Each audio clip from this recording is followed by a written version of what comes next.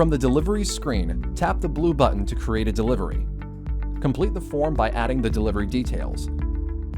Add a description, delivery type, and tracking number. The delivery types are standard, grocery, and prescription. Selecting grocery or prescription will activate the temperature monitoring feature when the delivery is made. Add a tracking number to populate the carrier and expected delivery date. If the delivery date is untracked, use the calendar control to set an expected delivery date.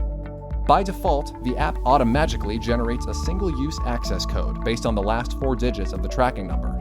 This code is unique to this delivery and can only be used once. To choose a different one, open the drop-down list of previously created codes.